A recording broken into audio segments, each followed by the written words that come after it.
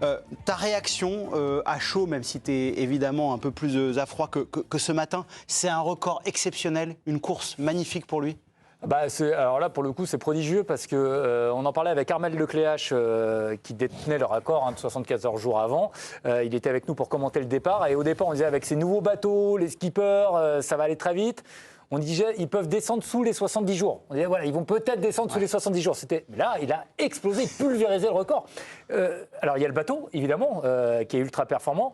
Et puis il y a eu les conditions météo. Et puis il y a eu le fait qu'ils se tirent la bourre tous les deux, qui est un duel fantastique. Ce record de 64 jours, je pense qu'il va durer un moment. Il sera très difficile à battre.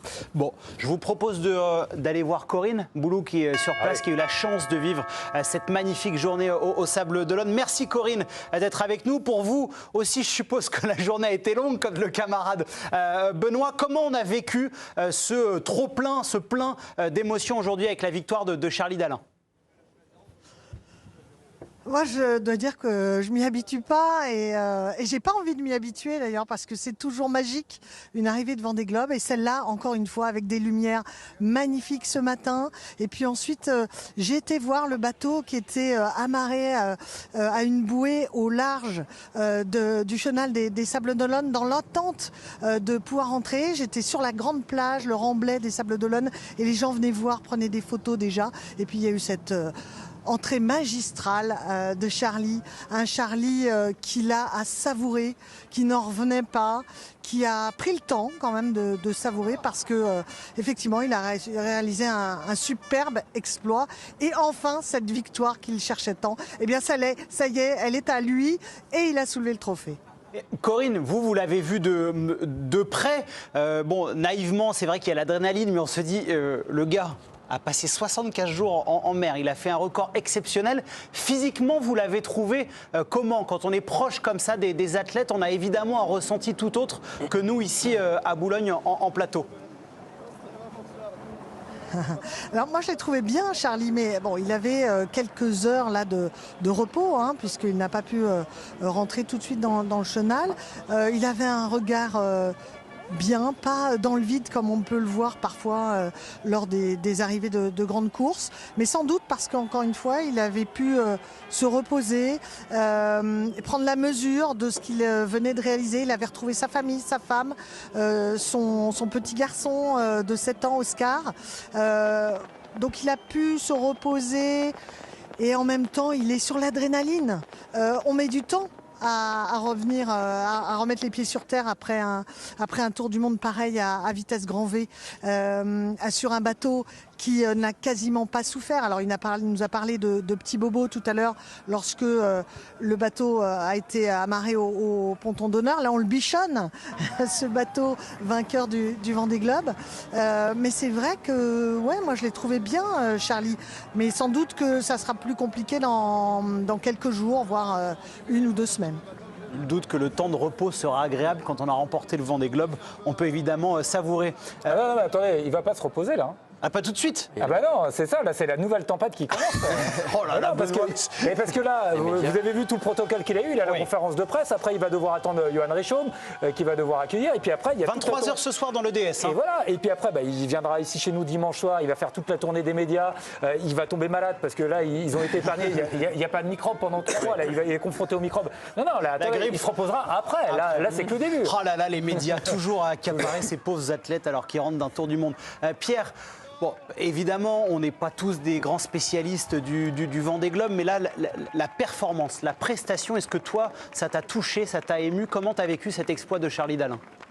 Moi, j'ai l'impression qu'on est sur la plus belle course en fait du Vendée Globe de l'histoire. J'ai vraiment envie de le mettre dessus parce que entre les conditions météo, et cette arrivée justement à 7h du matin au lever du soleil et tout, enfin, j'ai l'impression que toutes les planètes étaient alignées en fait pour qu'il fasse la course dont tous les navigateurs rêvent en fait finalement. Et enfin voilà, Corinne l'a dit, il n'y a pas un pet au bateau. Il a eu des conditions fantastiques pendant quasiment pendant les 64 jours. Et dû à ses décisions aussi stratégiques. Donc je crois que ce sera difficile de faire mieux que ce qu'il a fait, quoi. Je pense que tout navigateur rêve de faire la course qu'il vient de faire, moi. Il y a eu quand même des petits pets. Hein. Oui, il y a eu mais une ce que je veux fissure, dire- il y a eu une voile. Non, mais il a quand même eu. Non, mais par rapport à ce qu'on a l'habitude Alors, de voir. Il y a 4 ans, il était revenu, il avait un foil qui tenu par un bout. Donc Il y a en 4 effet, ans. c'était vraiment du. Voilà, Il y a 4 ans, c'était du là, bricolage. et- Là, Allez-y, Pierre. Hein. Non, mais là, moi, je trouve que c'est la référence de la course Vendée Globe, en fait, par excellence. Moi, je vois pas comment quelqu'un peut faire mieux que ça, en fait. Pierre le disait, donc on parlait d'il y a 4 ans. Benoît, à quel point cet échec d'il y a 4 ans, il l'a aidé pour ce succès aujourd'hui? Parce qu'il y a, même s'il a reconnu sa défaite, évidemment, il y a un sentiment pas de revanche, mais il la voulait vraiment. ça, et il l'avait expliqué, hein, parce qu'il y a 4 ans, il s'est vu gagner. Et puis quelques heures après, il s'est vu perdre. Ouais. Ça peut faire mal. Ça fait mal.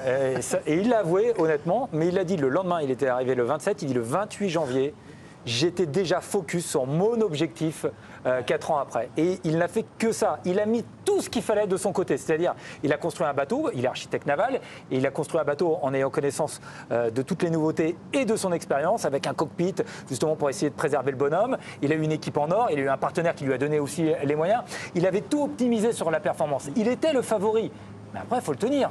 Il faut se donner l'objectif. Vous êtes le favori. Vous vous dites, je vais gagner. C'est-à-dire qu'aujourd'hui, il serait arrivé deuxième, il aurait été déçu. Se donner comme unique point d'arrivée et satisfaction d'être premier, c'est d'une exigence extrême. Et il a réussi à tenir en plus avec ce poids, cette pression. Avec d'autres circonstances, évidemment, dans un autre sport, on le voit, la difficulté pour Sébastien Loeb qui veut absolument remporter le Dakar. C'est un objectif qui n'y arrive pas. Julien, une réaction avec toi? Oui, tu as évoqué tout à l'heure, Benoît, effectivement, qu'il est arrivé deuxième il y a 4 ans. C'est Yannick Bestaven qui avait remporté la 9e édition du Vendée Globe. Yannick Bestaven qui remonte en ce moment l'Atlantique, qui a abandonné au mois de décembre, fin décembre, à cause de plusieurs avaries. Il a tenu à féliciter justement le vainqueur de cette 10e édition. Regardez, c'est assez touchant. Je vais profiter de ce message pour féliciter Charlie. Bravo Charlie Dalin et toute l'équipe, tout le team voile de la Massif. Vous avez fait un super boulot. Il était pour toi ce Vendée Globe. Et je ne sais pas si tu te rappelles, il y a 4 ans, quand j'ai pris le trophée dans les mains, ce que je t'ai dit, tu t'avais dit dans 4 ans, il sera pour toi. Voilà. Moi, je ne me suis pas trompé et je suis très très content. C'est vraiment mérité. Bienvenue dans le club fermé des vainqueurs du Vendée Globe. Tu as osé prendre des risques à l'entrée de l'Indienne, on a cherché la grosse dépression là où on n'est pas allé. Il était pour toi ce Vendée Globe. Bravo à toi l'ami. Benoît, je trouve ça très beau que le vainqueur de l'édition précédente félicite le nouveau. Je trouve que la cohésion entre skippers est vraiment belle dans ce sport. Ah oui, voilà, parce que c'est évidemment la tradition et il y a quelque chose de l'ordre du respect, bien sûr, hein, parce que ce qu'ils font, on rappelle, c'est quand même pas anodin. Ils vont à des endroits où on ne veut pas aller. Il y a un devoir de solidarité, évidemment, et ils ont un respect mutuel. Ils savent tous par quoi l'autre passe aussi, quoi. Hein, donc voilà. Et puis il y a une histoire maintenant commune entre Bestaven et Dalin. Il y a cette histoire commune qui restera à vie. Aujourd'hui, Charlie Dalin, on lui parlera toujours de sa victoire et en même temps de 4 ans avant. Vous voyez, on est déjà en train de le faire. Comment ça l'a construit pour l'amener à la victoire. Mais c'est dans la défaite que parfois les plus grands athlètes se construisent également. Pierre-Etienne, tu avais une question? Ouais, je trouve que, je ne sais pas si tu es d'accord avec ça, mais que ce respect mutuel, on le sentait vachement dans sa relation avec Johan Richomme aussi. Ils se sont tirés la bourre. Alors parfois, ils se chauffaient un peu. Je me souviens qu'à un moment, Dalin, il avait dit ouais, Richomme, dans sa communication, il maîtrise bien. Ils se chauffaient un peu, mais il y avait énormément de respect mutuel, j'ai l'impression aussi. Alors, il faut dire qu'ils se connaissent très bien et depuis très longtemps. Ils ont même été colocataires à un moment donné. Oula ils ont fait les mêmes. Ça peut être dangereux, ça. Hein. Voilà, ils ont même fait les mêmes études d'architecte naval. Voilà, ils se connaissent très très bien. Ils ont même été coéquipiers une fois et puis après ils ont été concurrents. On se rappelle la Solitaire du Figaro 2016. C'était un duel épique déjà entre eux. Donc ils sont à Port-la-Forêt tous les deux au même pôle. Donc ils se connaissent par cœur. Donc ils se chambrent un petit peu, ils se taquinent un petit peu, ils se reniflent. Mais ça c'était très intéressant de voir, parce que c'est deux caractères complètement différents. On va dire, Richomme, il est beaucoup plus volubile, il est un peu flambeur. Ouais, et puis prise de risque. Charlie Dalin est beaucoup plus taiseux, plus calculateur. Voilà, il y a deux personnalités. C'est pour ça que ce duel a été magnifique aussi. Mais il y a un immense respect et j'ai hâte de voir l'arrivée de Johan Richomme et l'accolade qu'il va y avoir entre les deux aussi à ce moment-là. Bon, justement, puisqu'on parle de Johan Richomme et de cette relation avec Charlie Dalin, Corinne, qui est sur place au Sable d'Olonne, il arrive quand ce Johan Richomme? J'adore cette question de course au large. Facile, hein. Parce que c'est toujours la connue. Eh ben, il arrivera quand il passera la ligne. Non, il est attendu dans la nuit. En fait, Johan, là, son équipe me disait qu'il est en train de lever le pied pour pouvoir arriver demain. Vraiment aux aurores et surtout passer directement dans le chenal, parce que si là il arrivait trop tôt ce soir, il ne pourrait pas rentrer pour les mêmes raisons que Charlie ce matin, en raison de la marée basse, parce que ces bateaux en des quilles de 3,50 m, 4,50 m, je sais plus, et donc il leur faut vraiment beaucoup d'espace et d'eau, de tirant d'eau comme on dit, et là ça serait pas possible pour Johan s'il arrivait en soirée. Donc, il préfère arriver tranquillement demain. Ça sera la fête pour lui et ça va être formidable aussi. Et effectivement, c'est une tradition. Le vainqueur, Charlie Dalin, sera là pour féliciter son dauphin. C'est des belles traditions. Corinne, avant de te libérer, parce que je sais que tu as eu une journée difficile, Pierre a une question pour toi. Corinne, c'est un plaisir. les navigateurs, justement, qui sont forcés d'arriver le matin, est-ce que ce temps de latence pendant la nuit, ils prennent le temps justement de comprendre la course qu'ils viennent de faire, de se mettre un peu, de faire un peu l'analyse, parce qu'ils vont rentrer, il va y avoir, on l'a vu avec Charlie, il y a un lever de soleil qui va être magnifique. Est-ce qu'ils prennent le temps de décompresser pour apprécier justement ce lendemain matin ? Alors, je ne sais pas là si Johan va apprécier, parce que c'est vrai qu'en passant le Horn en tête, lui, le Bisu, faut le rappeler, c'est son premier Vendée Globe et il a vraiment été plus qu'à la hauteur et il réalise une formidable course. Moi, je vais vous dire, à titre personnel, et Benoît le sait, parce qu'on en avait parlé au départ, moi, je mettais Dalin et Richaume vraiment comme favoris de cette course-là. Johan, ça va être un peu difficile, là, franchement, dans les prochaines heures, mais je pense qu'il va savourer quand même, parce qu'il réalise lui aussi une super performance. Lui aussi, il est dans les temps du record. Bon, il va arriver évidemment plusieurs heures après Charlie, mais il réalisait une course magnifique, un tour du monde magnifique. Et donc, forcément, ça va être un petit peu compliqué, mais j'espère qu'il va savourer demain, parce que franchement, c'est mérité pour lui aussi. Merci beaucoup, Corinne Boulou, de nous avoir fait vivre toutes ces émotions. Vous avez évidemment beaucoup de chance d'être sur place, mais l'envoyé spécial, c'est un métier difficile aussi. Il faut savoir se reposer. Excellente soirée à toi, Corinne. Elle a eu très très froid, Corinne. Il fait très froid au Sable d'Olonne. Elle a pris une écharpe, et peut-être même des gants. Ce n'est pas le cas de tout le monde à chaque fois. Exactement. Non, mais c'est vrai que Corinne a la tenue adaptée, ce qui n'est pas mon cas sur les terrains de football, mais ça dure moins longtemps que l'arrivée du Sable d'Olonne. Quanto, on t'a pas encore entendu sur cette victoire de Charlie Dalin. Alors, tu le dis, il n'y a aucun souci, tu n'es pas spécialiste de voile, mais c'est un grand moment de sport, en fait, quoi qu'il arrive. Ouais, quand on voit la performance déjà de par le record, il y a peut-être la frustration même de son dauphin qui a battu le record, mais qui finalement n'est pas justement récompensé par la victoire. Moi, ce qui m'impressionne, c'est le fait de venir un petit peu se battre avec la nature, avec des conditions météo, avec cette peur, avec la famille qui est loin pendant des jours et des jours, accepter tout ça, d'avoir un confort de vie un peu différent, parce que j'imagine qu'ils ne mangent pas étoilé tous les jours non plus, les heures de sommeil, l'inquiétude, le stress. Donc non, c'est un marathon de stress et de performance, de technique, de savoir-faire qui est quand même impressionnant, qu'on soit connaisseur ou pas. C'est vrai qu'on peut être seulement admiratif quand on voit des exploits comme ça. Juste pour les repas, alors le sommeil c'est 45 minutes, pas plus, mais pour les repas, énorme. Charlie Dalin, il s'était accordé que 2 repas plaisir. Tout le reste, c'était des repas qui prenaient le minimum de poids. Et non, il y avait un repas Moi aussi, pour apparemment, la maison, j'ai droit qu'à 2 repas plaisir par mois. Il y avait un repas pour Nouvel An et pour Noël. Pas que Charlie.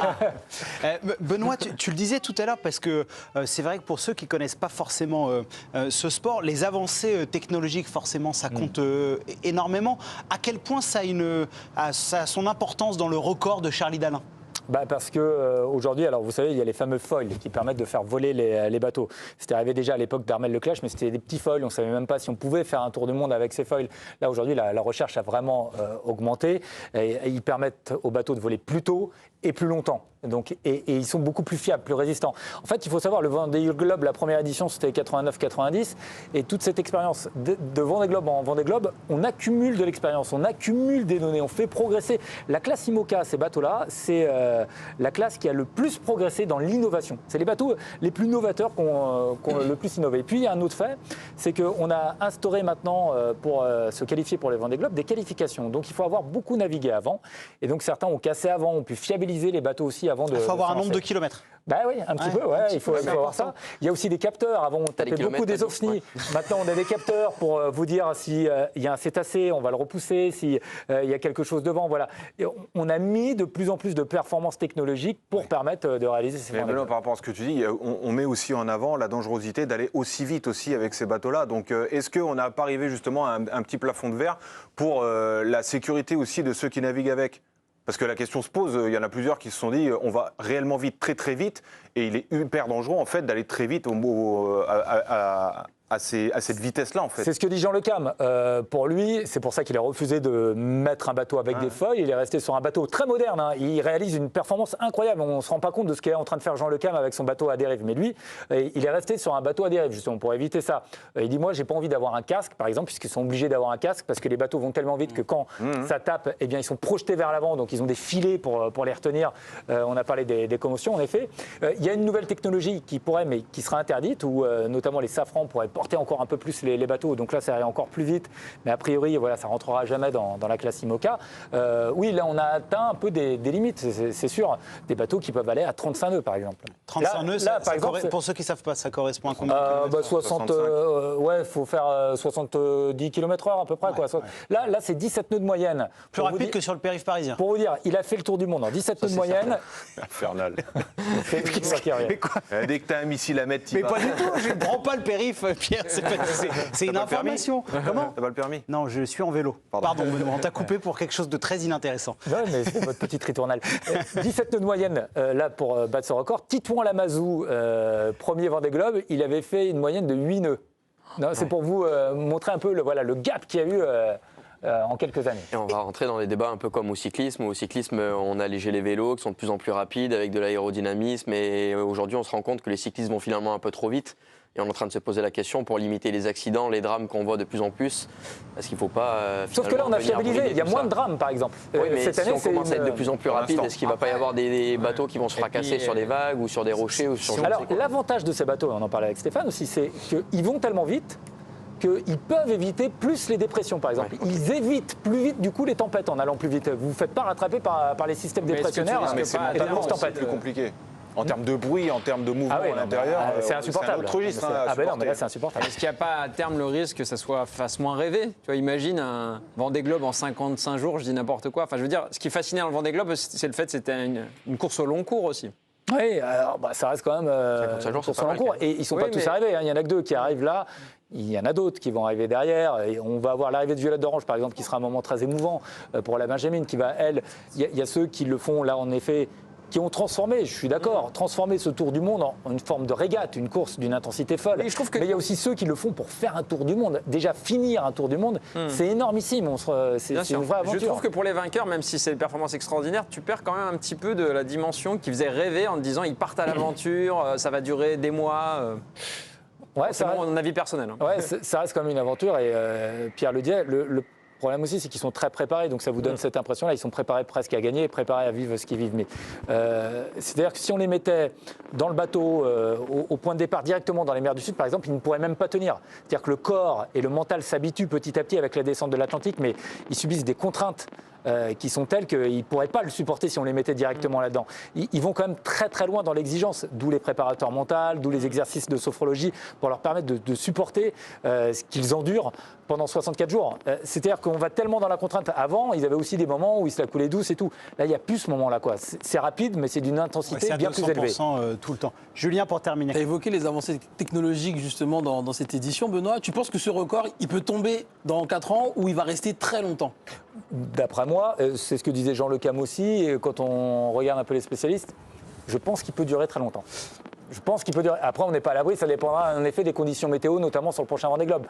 Mais là, c'est dur de faire mieux quand même, comme conditions météo quand même. Pardon ? Ça va être dur de faire mieux comme conditions météo que ce qu'il a eu quand même. Il y a au départ et à l'arrivée où il y a eu un petit peu coup de mou, donc on ne sait jamais, il peut y avoir encore les conditions. En tout cas, pour l'instant, le record, il a été pulvérisé par Charlie Dalin. Et d'ailleurs, Charlie Dalin et Johan Richomme seront avec nous lundi dans l'équipe de choc. Il va falloir être là. Benoît, tu ne pourras pas être avec nous parce que tu es sur le rugby, si je ne dis pas de bêtises, mais tu vas essayer de t'arranger, non ? en tout aussi. Ah oui, tu vas essayer de t'arranger.